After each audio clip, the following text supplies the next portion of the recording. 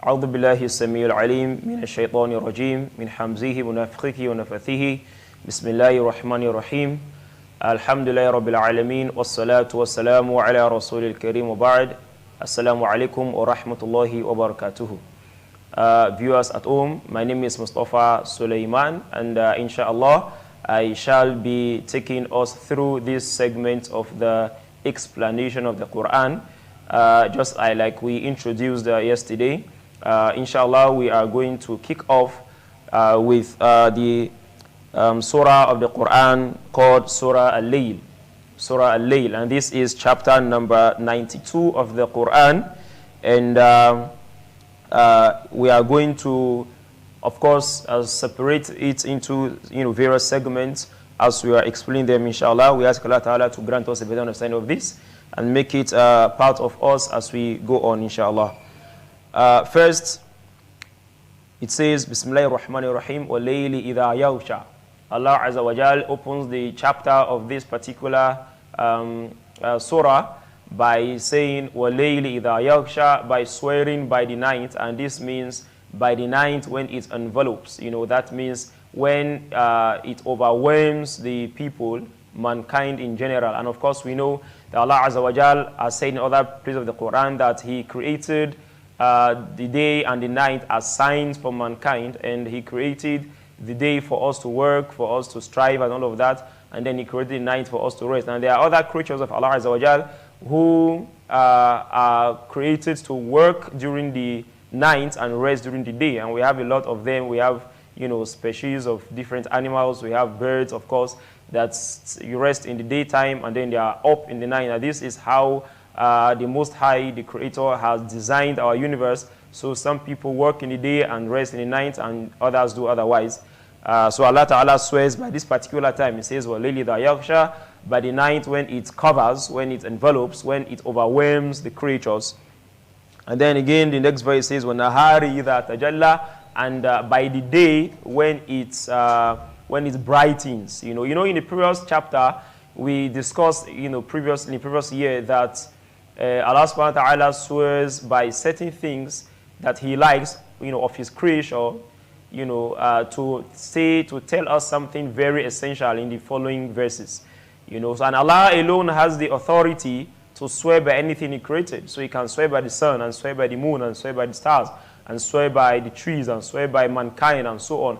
But we, as Muslims, as human beings, we have no authority to swear by any of these things. It is not allowed. It is not permissible for a Muslim to say, I swear by the moon, for example, or I swear by the stars, or I swear by the sun, or I swear by, the trees, or I swear by the sand I trample upon, or I swear by, my father or my mother, or by the king, or by my father's grave and my mother's grave and all of that. This is haram in Islam. This is shirk. It is, giving the right of Allah to other persons or other things, because we know that oath, taking an oath in Islam is sacred. That means that if you take an oath, if you say, for example, I swear by Allah, it means you are calling Allah to witness, in that particular matter. So if you say, I swear by Allah, I didn't do this, that means I call Allah to bear witness that I did not do this. That is because only Allah can see what others do not see, and He knows what others do not know. He is Sami al-Alim. He is all-knowing and all-seeing, all-hearing. So this is why we call Allah to witness, because the Quran says, "Inna Allah wakafa billahi shahida."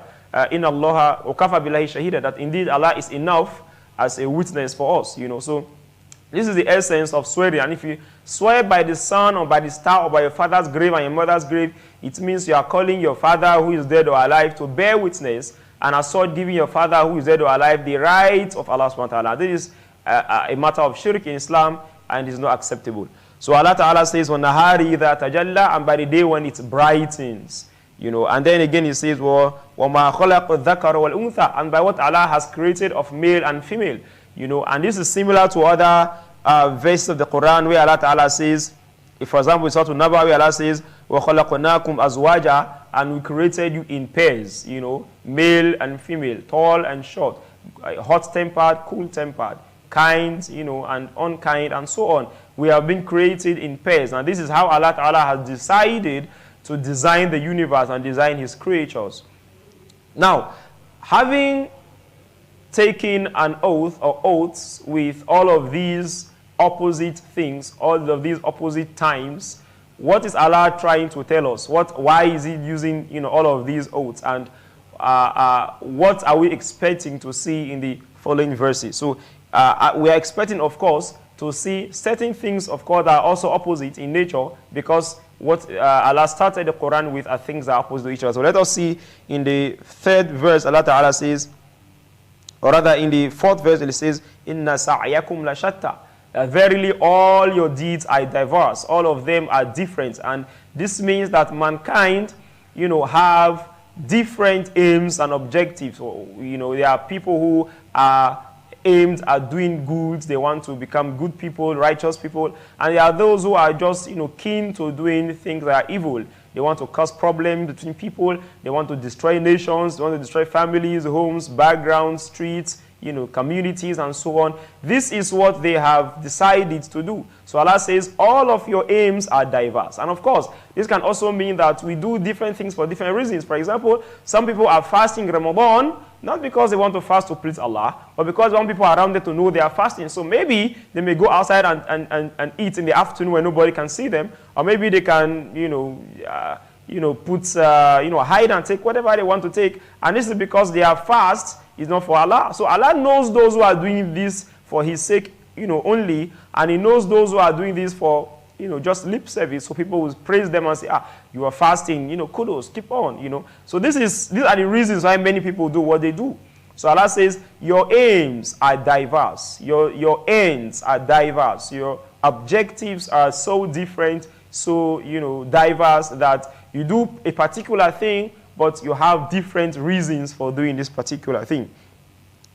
Therefore, Allah Ta'ala continues by saying, فَأَمَّا مَنْ أَعْطَى وَاتَّقَى. And for the one, وَصَدَقَ بِالْحُسْنَى, for the one who gives in charity. Now we are saying that we do a lot of things for different reasons. We want a lot of wealth. We want a lot of things for reasons best known to us. And many of us, are not doing these, are not wanting to amass wealth for Allah's sake, but for our own reasons, our own aims. So Allah Ta'ala says, فَأَمَّا مَنْ أَعْطَى وَاتَّقَى. Now, as for the one who spends his wealth in the cause of Allah, he gives in charity, he helps the poor, he helps the people who are less privileged in the communities. He does da'wah with his, wealth and all of that. فَأَمَّا مَنْ أَعْطَى وَاتَّقَى. And then he fears Allah even while doing so. Even while helping people, he fears Allah. Even while doing good, he fears Allah. And this is the point, ikhwan. Even while you are doing a good deed, you still have to employ the fear of Allah in that good deed. Because at the end of the day, the reward is coming from Allah. And if the fear of Allah is not there, then we will end up doing all of these good deeds, in bad manners, or probably in incorrect manners. And maybe you may end up not getting the appropriate reward for that good deed that we have done. So we must intensify our effort towards purifying our intentions, towards making sure that we fear Allah even in doing good. Because you might be giving sadaqah to somebody and you think you are helping the person, but you are not kind in your speech. You are not kind in your manners, with which you approach the individuals. Then we say you are not giving charity with the fear of Allah. So even when you are doing a good deed, you must have the fear of the Creator in your heart. You must have it in your heart. You must envelope your heart with Allah's fear so that you do what is right always. You must understand and realize that Allah is the one who has commanded you to do this, and Allah alone will reward you for it. And if He likes, He will punish you, for what you have done that is not correct. So if you have this in mind, then you do what you are doing diligently. You are given a position of authority. You must perform your duties diligently. You must keep the amana, the trust that people have put in your care. You must take care of them because you have the fear of Allah. So this is what is meant by having the fear of Allah. So Allah says, فَأَمَّا مَنْ أَعْطَى وَاتَّقَى. Whoever believes, whoever fears Allah, and then he spends in charity, وَصَدَّقَ بِالْحُسْنَى, and he believes in al-husna. And al-husna here is goodness, kindness, and it has about 3 categories.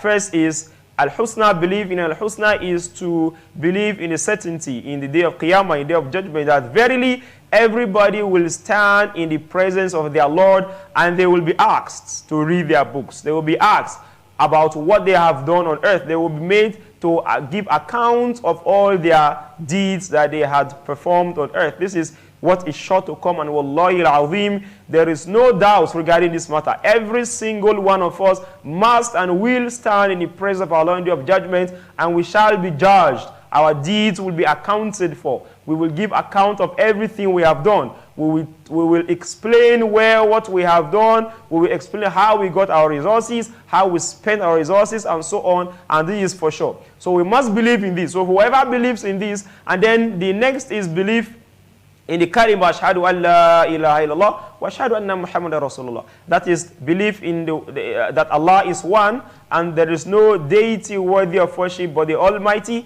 and that Muhammad sallallahu alaihi wasallam is none other but a messenger, a servant, a slave of Allah Azza wa Jal, who is the Almighty, who is the creator of the heavens and the earth, and the creator of everything we can see, of every creature on earth. So this is the reality. When we believe in this, and then third, we are grateful to Allah for the favors bestowed on us. You know, not having believed in Allah, we are grateful to Him. We thank Him.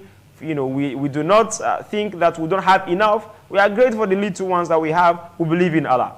Thereafter, Allah says, whoever does this, فَسَنُيَسِّرُهُ لِلْيُسْرَى, then Allah will make easy his path for him. Allah will ease his path of goodness that is upon already. He's upon a path of goodness. Allah will make it easy for him. Allah will ease his affairs so that whatever he is doing, Allah will provide help for him. This is the implication, ikhwan. That if you believe in Allah and if you carry out your duties with the fear of Allah, then wallahi, Allah will make easy all your affairs so that you find favor whenever you want it from Allah. This is the reality, ikhwan. We ask Allah Ta'ala to make our affairs easy for us. We ask Allah Azza wa Jal to grant us a better understanding of this that has been said, and make it for us and not against us in this dunya and the akhirah. Inshallah Azza wa Jal, we are going to continue from here again tomorrow. May Allah Ta'ala spare our lives and make our affairs easy for us again. Inshallah, after this segment, we shall be having the widow segment that will be anchored by some other brothers. We ask Allah to continue to direct our affairs. On this note, I say, Jazakumullahu khairan. Wassalamu alaikum wa rahmatullahi wa barakatuhu.